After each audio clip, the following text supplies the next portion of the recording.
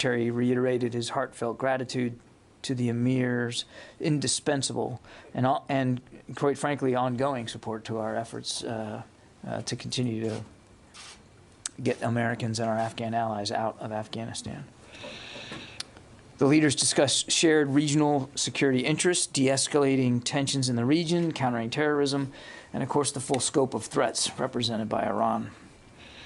Secretary Austin shared his vision for integrated deterrence, emphasizing the importance of multilateral efforts and integrated operations with partners like Qatar to address threats confronting the region. I think, speaking of threats in the region, earlier this morning, U.S. military personnel responded to an inbound missile threat on the UAE. This involved the activation of Patriot missile batteries, coincident with the efforts by the armed forces of the UAE. The combined efforts successfully engaged the threat, and there were no injuries or casualties. We commend the professionalism of the UAE armed forces in confronting these threats and defending their territory. We, of course, stand with the UAE, Saudi Arabia, and our Gulf partners in defending against threats to their peoples and their territories. And with that, we'll take questions. I think, Bob, you're on the line, yeah?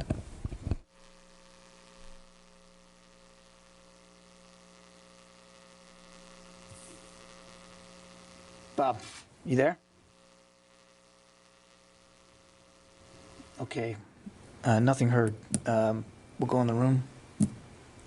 Fadi? Yeah, John, I want to just follow up on the meeting today between the Secretary and Emir of Qatar.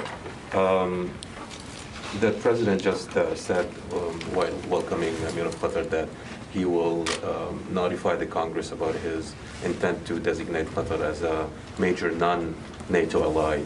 Can you explain the significance of this designation? How would it help further the defense relationship between Qatar and the U.S.? I mean, it opens up a whole new range of opportunities of defense relationships. I mean, not just with the United States bilaterally, but with other allies. And certainly I'd let other nations speak for themselves and their own bilateral defense relationships with Qatar. But it does open up a full new range of opportunities, exercises, operations, and, you know, perhaps the application of you know, acquisition of capabilities as well. So it's I mean, the Secretary was honored and pleased to be able to make that pledge, and obviously we'll see where it goes. And on the attack today, yesterday on the Emirates, the President just said he directed Secretary Austin to offer America's support to allies, specifically Saudi Arabia and UAE, and he said, I'm quoting him, America will have the backs of our friends in the region. Are there any specific new support that the U.S. is planning on providing to these two nations? I don't have anything specific, Fadi, to announce today, but and the attack was actually today. Yeah. I don't have anything specific to announce with respect to additional capabilities, but I would tell you that we are constantly looking. Even before this spate of recent attacks, but certainly in the wake of them, for additional capabilities that might prove useful to our Gulf partners, in this case, particularly the Emiratis. So again, nothing to announce today in terms of something moving, but very much committed to having a very discreet and specific conversation with the Emiratis about what they might need and what we might be able to provide. Thank you. Yeah. Bob, I'll come back to you again. Did you get there? Yeah, apologies for that. I had muted myself. Sorry. Question about the stateside units that are on prepare to deploy orders for Europe. President Biden said on Friday that he said, well, what he said exactly was, I'll be moving troops to Eastern Europe and the NATO countries in the near term. So it seemed from that the decision to do this has already been made. It was only a question of when. And so can you say what would trigger that deployment to Europe from the U.S. aside from the activation of the NATO response force? Thanks.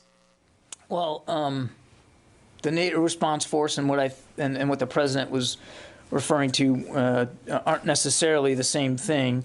That NATO has to vote on activation of the response force. I mean, that's something that would have to come from from the alliance itself, and that hasn't occurred.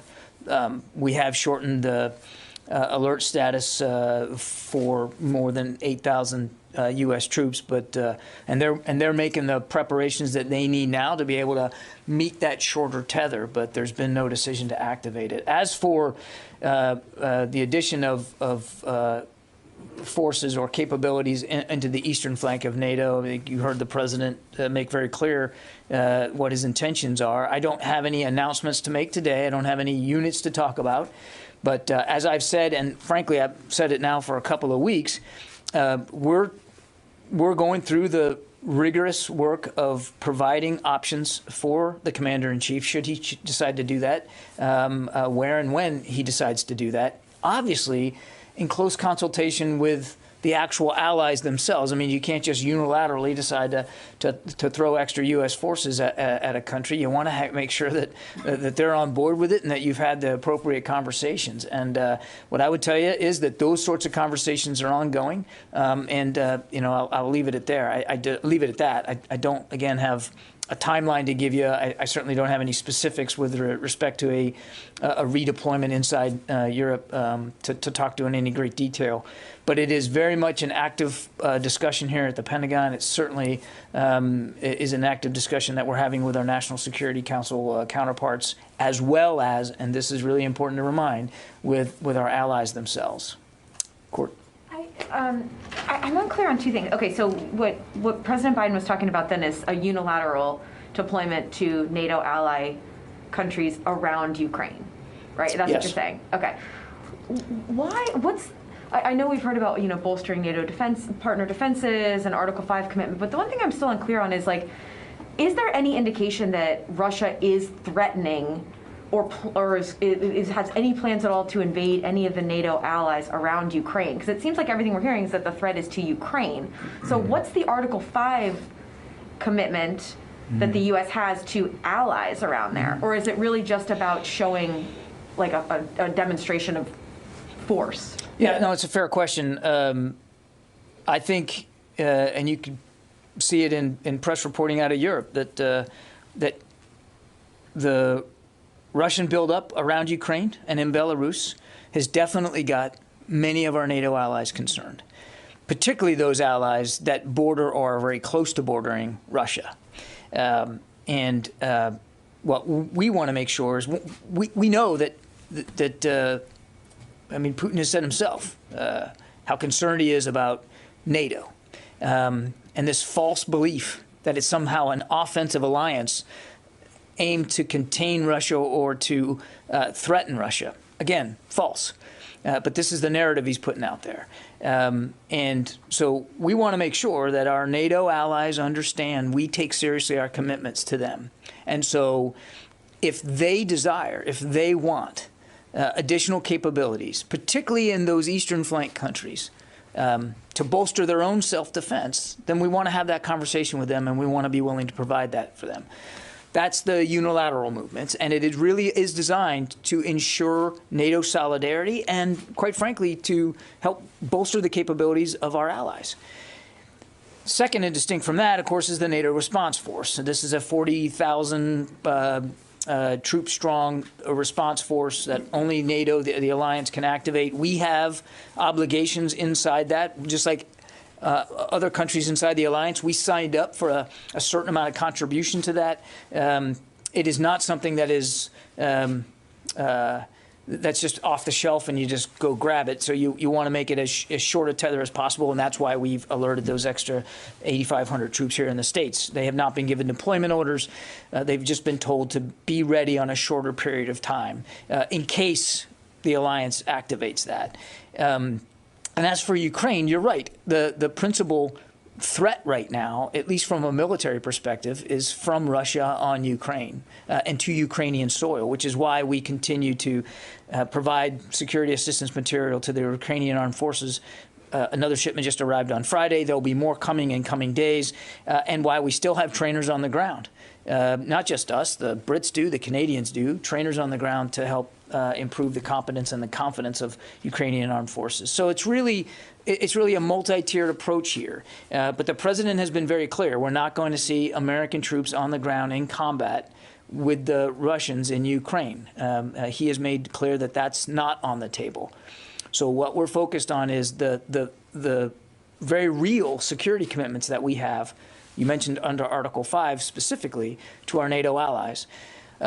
Should Mr. Putin decide to make or to exhibit threats against the alliance, we want to make sure that he understands unequivocally that that's not going to be acceptable, and the United States will fight to defend our NATO allies and our commitments to our allies on the continent. But look, again, and pardon me for going on, but it was a very good question.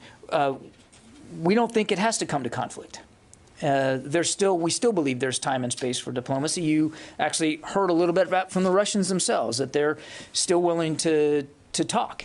So we believe that in that time and space, we want to make sure that we're doing everything we can to be ready, just in case there was a need by our NATO allies, but also to allow for that time and space for diplomacy to occur. Did that answer? Tom? Can you talk a little bit about Russia, and are you still seeing Russia move in troops and material? Yes. And can you get specific on what you're seeing? And also as far as possible naval movements in the Mediterranean, heading perhaps toward the Bosphorus? Yeah, so I'm going to continue to be circumspect about intelligence assessments and what we're seeing, Tom. But broadly speaking, we continue to see, even over the course of the weekend, additional Russian ground forces move in again in Belarus and around the border with Ukraine. As you heard General Milley say on Friday, these are combined arms capable forces. So it's not just infantry, for instance, it's artillery, it's air defense. He's got a full range of military capabilities available to him, which only continue to increase the number of options available to him, whether if he decides to move militarily. We have seen increasing naval activity in the Mediterranean and the Atlantic by Russian fleet vessels, and we're watching that pretty closely. Nothing hostile necessarily to report to or to speak to, but they have put to sea more ships. They are exercising at sea. They are clearly increasing the capabilities they have at sea should they need it. So again, all this goes, all this goes to options available to Mr. Putin, and he continues to create more options for himself from a military perspective. Again, we want to see him exercise a diplomatic option, which, oh, by the way, is also still open to him. Do you get any indication those ships are heading toward the Bosphorus, though? Yeah, there's an agreement that kicks in that they have to give notice that they're going to head transit the Bosphorus. Yeah, I'm going to refrain from speaking about specific movements of their naval vessels. I think that's a great question for the Russian Navy, and they should have to speak for what they're doing and where they're going, the way that we do. But what I would just say is, I'll leave it at increased naval activity, which is concerning. Oren. Two questions. One, a follow-up to Courtney. Have NATO allies requested a unilateral deployment of U.S. troops to their countries? We are in active discussions with a number of allies about U.S. capabilities that they might desire, might ask for. But again, I don't have any final decisions to speak to today. And the second question on North Korea, they fired an intermediate-range ballistic missile. Are you considering or prepared for the possibility that they fire an intercontinental ballistic missile? And does it affect U.S. force posture exercises, anything of that extent, should they choose to go that route?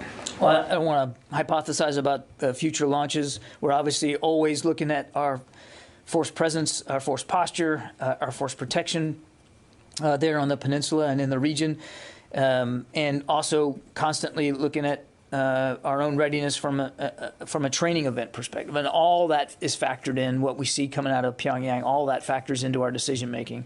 I would tell you that we obviously take our force protection very, very seriously, but also the need to be ready. And so nothing's changed about our desire to work closely with our South Korean allies on force readiness there on the peninsula. As for what he may do next, only Kim Jong-un knows the answer to that. What we hope he does next is stop these launches, stop these provocations, abide by UN Security Council resolutions, and quit threatening his neighbors in the region. We have made it very clear as an administration that we're willing to sit down and have dialogue with the North Koreans without precondition. That offer still stands. But in the meantime, here at the Department of Defense, we're going to do what we have to do to be ready on the peninsula. Janie. I'm surprised you're going to follow up on that one. Thank you. North Korea wants that this missile could hit the U.S. mainland directly. What is the Secretary Austin's reaction to the North Korea threat to the U.S. mainland? I pretty much just gave that answer. Look, I'm not going to speak about intelligence assessments of each and every launch. We understand he's conducting these launches. It's hard to get inside his mind as to exactly what he's doing and why. I mean, some of it could be message signaling, but you know what? We also have to assume that it's learning, that it's improving, that no matter how well or how poorly these launches go, he learns from them, and he's able to continue to advance his program. And so, to your point, yes, the Secretary is very concerned about their advancing ballistic missile program. And that is why, again, we're focused on making sure that we have the right capabilities available to us and to our allies in the region. Again, the U.S. wants diplomacy and dialogue with North Korea without the precondition. You say that many times. I have said that, yes. Yes, okay. But if North Korean Kim Jong-un wants a different path, is the U.S. ready to go the other way? What other way? I mean, different way to go, because well, exactly as I mean, I don't know what other ways he might be considering. All I can tell you is we still believe that diplomacy is the right way, and we have made it very clear repeatedly that we're willing to sit down and have those discussions, and that's what we'd like to see occur. So I don't know that it would be very valuable to speculate one way or the other about other courses of action here. Clearly, nobody wants to see this come to open conflict. That would be devastating for everybody on the peninsula and certainly elsewhere in the region. And there's no reason that it has to come that way. But in the meantime, while our diplomats are hard at work trying to advance some sort of dialogue, we here in the Department of Defense have got to make sure we're constantly advancing the capabilities of the alliance. And that's what we're focused on. You interview with Fox News. I did, yes. Yeah, so you have maybe you have some options to the other way. I mean, military options or something. No.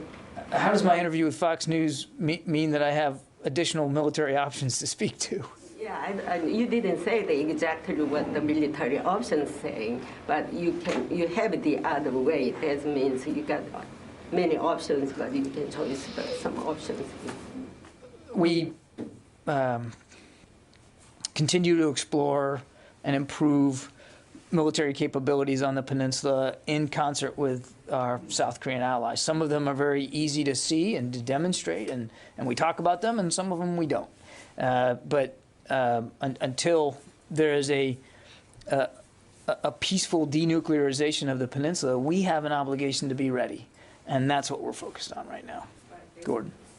For you, back to Fadi's question, Qatar, and you may not know this, but does designating Qatar as a non-NATO ally, is that a requirement to do some of those things you mentioned, like the exercises and the acquisition potentially, or is it just? It would be a requirement inside the alliance, and again, it's not our decision to make. It's simply that we support that process, but it would be a decision for the alliance to make, and what comes out of that. And again, I encourage you to speak to our NATO colleagues in more detail about this, but it does open up opportunities of cooperation with the alliance and inside the alliance regimen. To obviously include U.S. So potential more arms sales, more. Those are bilateral decisions made by sovereign states. So they don't not necessarily have to do with this designation. I wouldn't think so. Let me go back to the phones. Phil? Hey there. Just following up on the Houthi missile attack on UAE. You said that the U.S. forces fired Patriots. Did the Patriots intercept the incoming missile, or was it some other capability that did that? And then also, what do you think is the threat? These are repeated attacks on U.S. forces. What is the threat, and do you believe the U.S. is positioned to deal with a threat that is, these are weekly attacks now? Well, I think just you never want to take anything for granted, Phil, but clearly these attacks have not been 100% successful. We continue to, as I said to Fadi, explore opportunities to improve our defenses and the defenses of our Emirati partners as well. So I don't have an announcement to make in terms of what we're going to do differently. We're constantly trying to make sure that we're more ready. My understanding with respect to this particular attack is that the inbound missile was engaged by Emirati surface-to-air missiles. They are the ones that actually engaged this missile. The U.S. Patriots were fired, but it was the Emirati surface-air missiles that actually engaged the targets. John, I know I asked two questions, but may I clarify something with you on this? Mm-hmm. In the first instance, when the U.S. used the Patriot, I think that was last Monday. The inbound missiles were targeting a Dhafra air base. Did the U.S. forces activate the Patriot this time as well because of Dhafra was the target? What I can tell you is the Patriots were engaged. I don't have anything more detailed to speak to in terms of actual target, but our Patriots were engaged. So is the policy now that, I'm trying to understand something, are U.S. forces engaging these attacks when they are targeting Al-Dhafra air base where the U.S. forces are stationed, or to defend the UAE in general against attacks? I mean, every attack is different, Fadi, so I don't want to put some blanket policy on it, but obviously we're going to help come to the defense of our Emirati partners. Regardless of the target? If we can help defend our Emirati partners, we're going to do that. Yeah. Nobody else here. Let me go back. Jeff Schogel. Thank you. I just wanted to clarify the unilateral NATO deployment that President Biden mentioned on Friday. Is that in addition to the 8,500 U.S. troops that have been put on prepared to deploy orders as part of the NATO response force? If so, how many more troops are we talking about? Jeff, essentially the answer to your question is yes. The 8,500 troops that we talked about last week are part of our contribution to the NRF. The NRF has not been activated. What the president was talking about was the potential for additional U.S. troops to bolster the capabilities of some of our eastern flank NATO allies.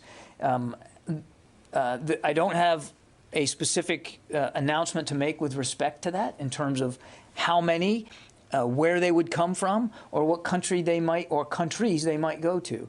When we have something to speak to like that, we'll obviously talk to you about it. But as I said at the outset, we're in active consultations with allies about the needs.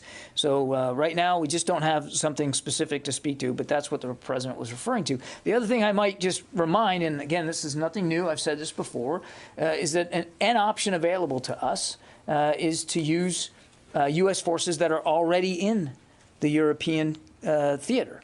You don't necessarily have to flow in forces from the States or from even other theaters. We have tens of thousands of U.S. troops on European soil, both in a permanently based environment as well as on rotational orders. And so we're taking a look at the whole menu of opportunities available here and units available, and then we'll work that out individually with each NATO ally as appropriate. Well, thanks. I know you don't have a number. Can you ballpark it? Can you say hundreds, thousands?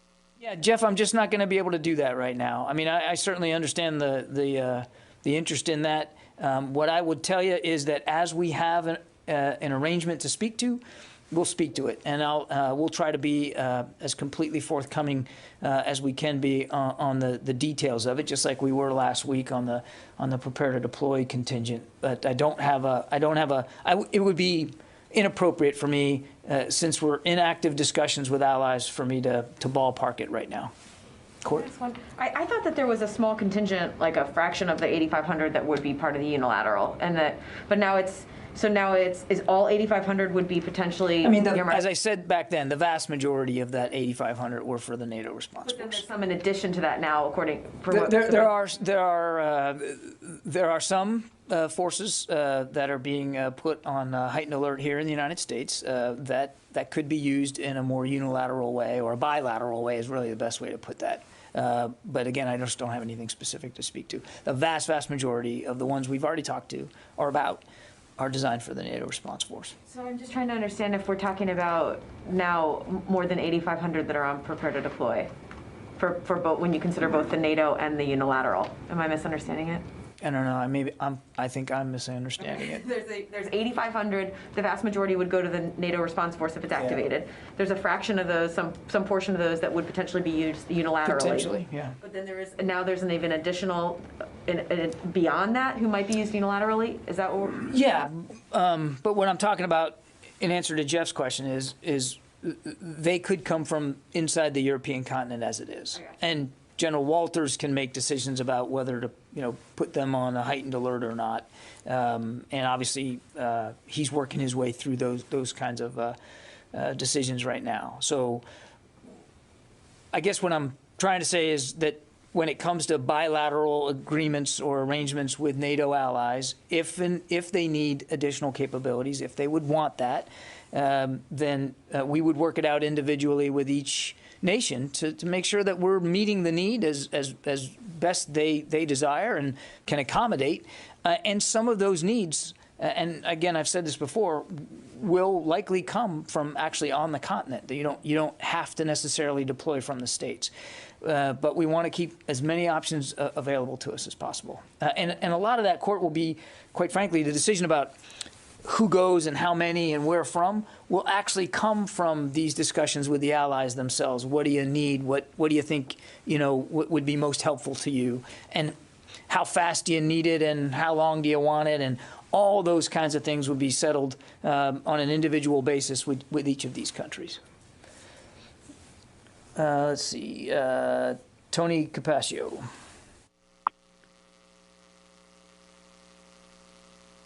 John, hey, John, I just unmuted myself, sorry. Question, does the Secretary or other defense officials have any concerns that Russia may actually move tactical nuclear missile units as a diplomatic messaging, for diplomatic messaging purposes, tactical nuclear weapons near the Ukraine or European allies? Has that come up at all? I haven't heard discussions of that, Tony. But we watch closely, as closely as we can, all the moves that Mr. Putin is making militarily. And can you say with some confidence that the U.S. has got a handle on tactical nuclear weapons units that the Russians may or may not move? Going to talk about intelligence issues, Tony. I think you can understand that wouldn't be wise for me to do from the podium. I can just tell you that we're watching this very, very closely, monitoring it as best we can, and doing the best we can to make sure that what context we do have, that we're sharing it with our allies and our Ukrainian partners as well. Sylvie. Hello. Hello, John. Can you tell us how many U.S. troops are stationed today in Poland and how many in Lithuania? I don't have that figure here, so I'm not going to guess. I'll take that question and we'll get back to you. Thank you. Yeah. Of course, it's a taken question, so as always, and that should be a very simple, quick one to get for you. We'll shoot that around to everybody. Tara Kopp. Hi, John. Thanks for doing this.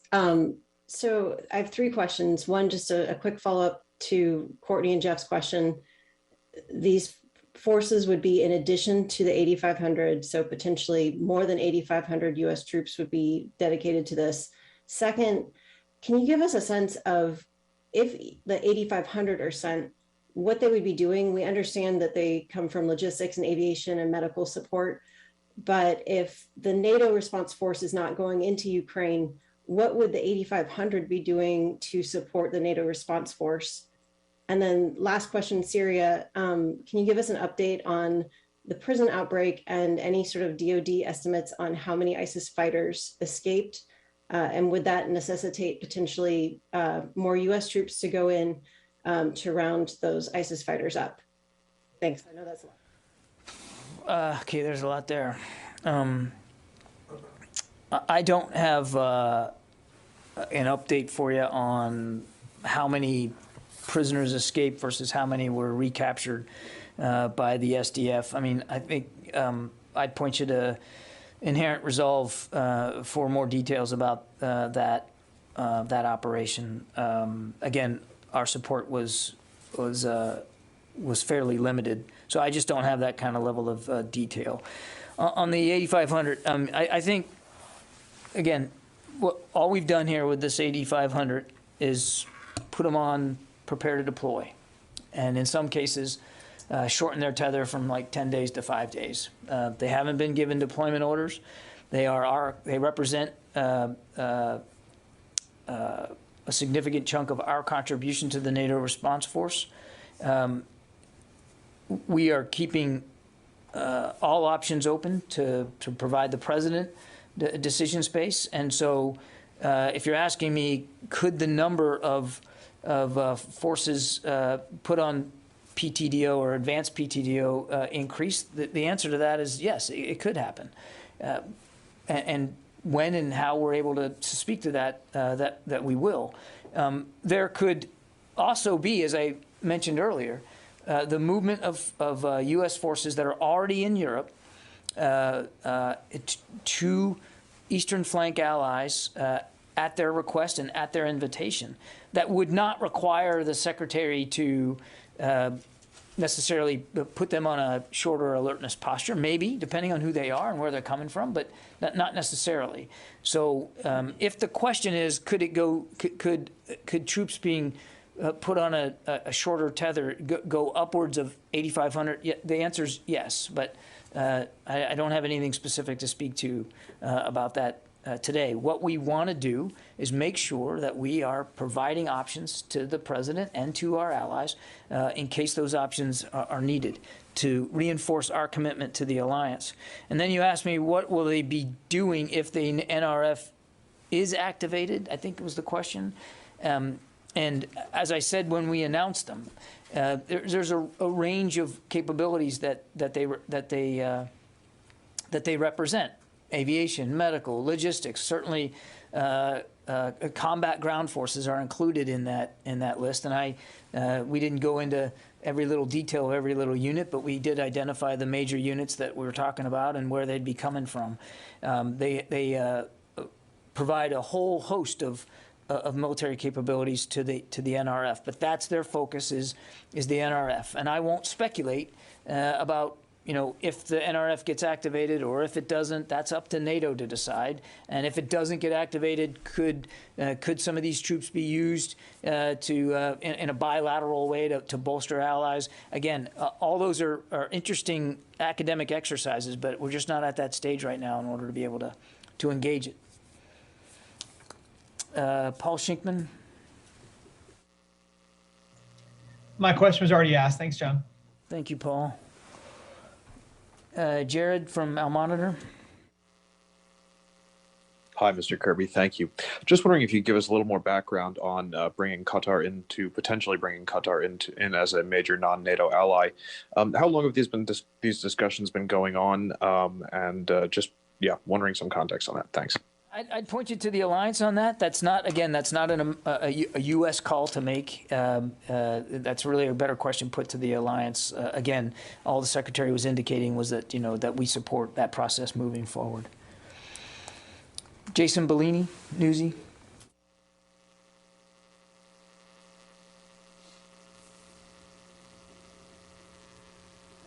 Okay, nothing heard. Paul McCleary?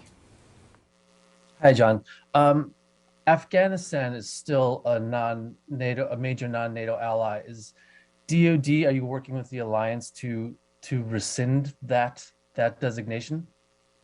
I have not heard any discussions to that effect. I'll take the question, though. I mean, I think it's a fair question we ought to look at, but I'm not aware of any such discussions. Okay, let's see. Heather from USNI. Thank you so much.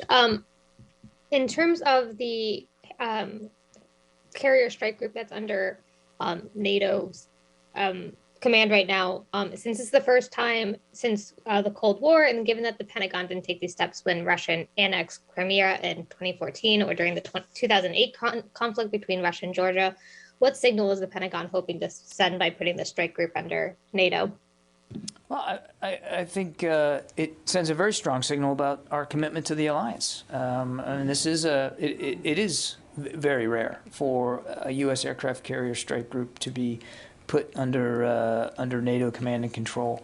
We think it's noteworthy. Certainly, even without the exigent circumstances with respect to Ukraine, I mean, it's a strong demonstration of how committed the United States is to the alliance.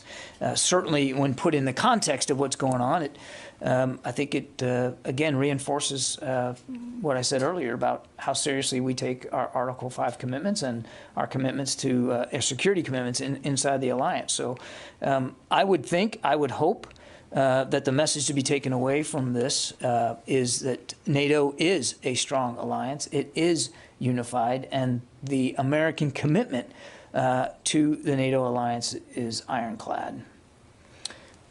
Christina Anderson. Thank you for taking my question. Poland has made some statements recently just worrying about the deployment of troops by Russia closer to their borders on the Belarus side. Has there been any specific request on their part for additional assistance, pending additional assistance, anything like that, that you've received there? Thank you. I'm going to not talk with great specificity as to the discussions we've been having with individual allies. I think you know that the Secretary spoke to his Polish counterpart last week. We're in constant and active discussions with Poland about their concerns, what they're seeing, their perspectives, as well as what capabilities they might require to help boost their own defensive capabilities. And again, I don't have anything specific to read out with respect to any one country today. Rio? Thank you, John. A quick follow-up about North Korea. Do you feel an urgency to increase military pressure on North Korea to deter future missile launches? Thank you. I think everybody shares a sense of concern over the North Korean missile program and their nuclear ambitions. And we are in active discussions with allies and partners in the region, as well as UN member states about the best way to continue to respond to these provocations. It would be enormously helpful if every nation that signed up to sanctions, for instance, actually implemented them and complied with them. So there's still a lot of international work that needs to be done. And again, without speaking to each specific launch or what we may know about each one, I would tell you we're watching this very, very closely, and we're going to continue here at the Pentagon to make sure that militarily we're ready to meet our security commitments inside the alliance with the ROK. Yeah. As a matter of command and control, I'm interested in. I understand that the 8,500 troops that will go as part of the response force will fall under NATO. The other troops that are being considered unilaterally, will they fall under European command? Is it just as a matter of Yeah, most likely, if it's a bilateral arrangement that we have with a country, and we send U.S. troops to that country to bolster their self-defense, they would fall under General Walters in his European commander hat. As opposed to General Walters and his NATO Supreme Allied. Correct. That would be most likely. That would be the arrangement. Yeah. Okay, everybody. Thanks very much. Appreciate it. Thank you.